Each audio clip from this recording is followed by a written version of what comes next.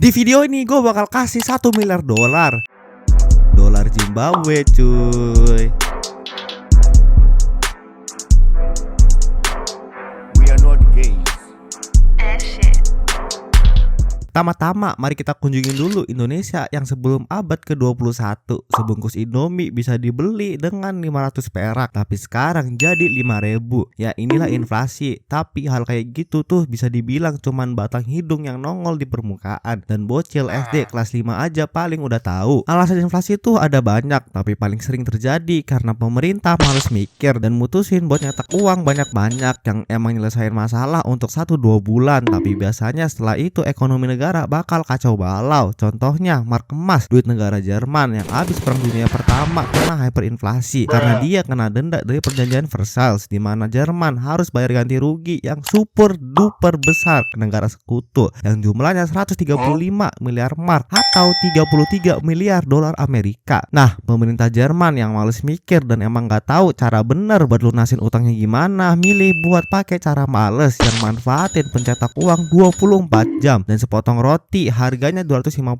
mark di bulan Januari, dan di bulan November jadi 200 juta. Bayangin aja kalau hal kayak gini terjadi ke Indomie yang awalnya 5.000, sebulan kemudian harganya udah setara dengan harga mobil mewah. Ya, separah itulah Jerman yang duitnya melemah 2 kali lipat setiap 3 hari 17 jam. Tapi hyperinflasi ini nggak akan terjadi dan hampir mustahil untuk terjadi pada game Roblox atau game lain yang memakai sistem currency, karena satu hal, yaitu Robux dikendalikan penuh oleh Roblox. Beda sama pemerintah yang bisa sembarangan cetak uang, Roblox itu dikontrol ketat oleh Roblox Corporation. Mayoritas Robux masuk ke ekonomi itu karena dibeli user pakai uang asli. Roblox juga nggak asal bagi-bagi Robux gratis ke semua pemain secara acak dalam jumlah masif. Kalaupun ada event atau bonus Robux, itu biasanya terukur dan nggak sampai membanjiri pasar. Ini kayak bank sentral di Amerika yang tahu diri dan nggak asal ngeprint duit. Walaupun begitu, inflasi masih mungkin banget terjadi kalau ada satu orang super kaya yang mau kasih Robux dalam jumlah gede banget kayak Hazem yang punya 9 Robux. Tapi hal ini dicegah dengan adanya pajak dan Robux yang keluar dari ekonomi. Developer Roblox atau siapapun yang punya Robux dalam jumlah gede banget punya opsi buat nuker duitnya jadi duit asli pakai DevX yang bakal jauh lebih nguntungin daripada cuman ngasih Robux ke bocah-bocah SD di jalan. Hal inilah yang ngebuat orang males buat giveaway beneran karena jauh lebih untung kalau mereka nuker duitnya yang bisa dipakai buat beli makanan atau bahkan rumah kalau nominal Robux gede banget. Jadi apa sih dampak inflasi buat kita? Gak cuma harga naik doang. Bayangin aja ada monyet udah susah-susah nabung Robux dari kerja serabutan, minta emak dobrak pintu sampai jual ginjal buat beli item limited Domino's yang harganya selangit. Pas udah hampir terkumpul dan tinggal beberapa hari lagi bisa beli, harganya tiba-tiba melonjak 2 kali lipat. Sakit hati nggak? Ya gimana nggak sakit? Di dunia nyata inflasi itu mengikis nilai tabungan. Dulu 100.000 bisa buat beli banyak, sekarang makan buat keluarga aja nggak cukup. Apalagi kalau gaji yang didapat dari kerja nggak naik sama sekali, otomatis daya beli warga menurun. Mereka jadi pada miskin, susah buat beli kebutuhan pokok kayak makan dan tagihan listrik, apalagi yang sifatnya keinginan. Tapi dari kegelapan itu masih ada satu tipe orang yang kelihatannya nggak kena dampak sama sekali.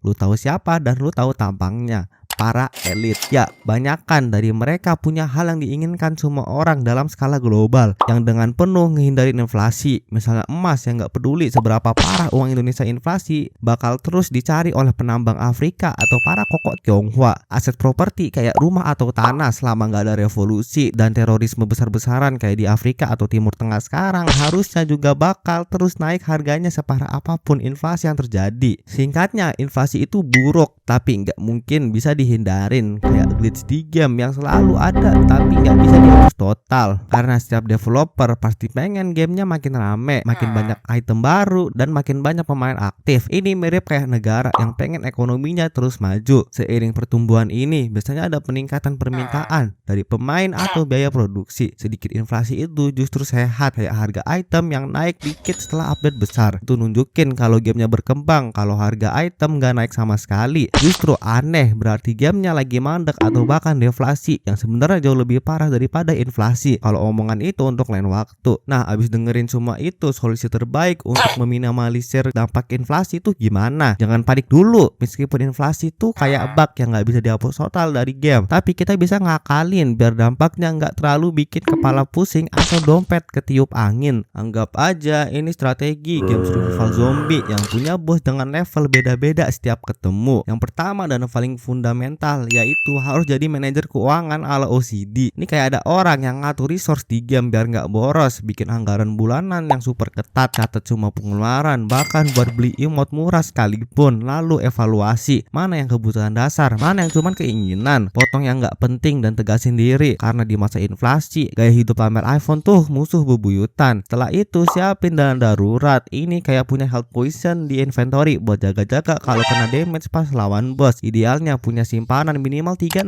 bulan pengeluaran wajib. Simpan di tempat yang gampang diakses tapi nggak tergoda buat dipakai. Dana darurat ini penting banget kalau tiba-tiba ada PHK, sakit atau harga-harga naik nggak karuan dan gaji belum disesuaikan. Jangan sampai pas krisis malah panik jual item limited murah-murah. Hal inilah yang terjadi di tahun 2008.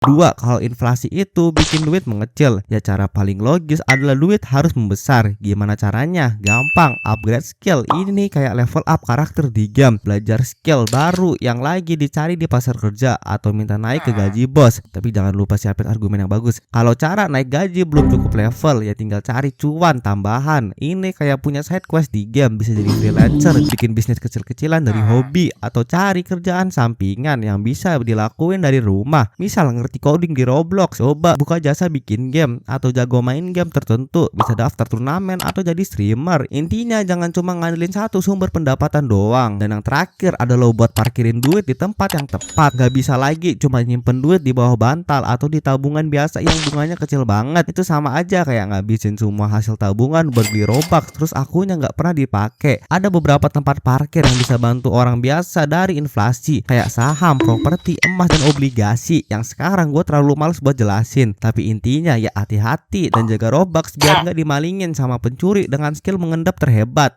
waktu.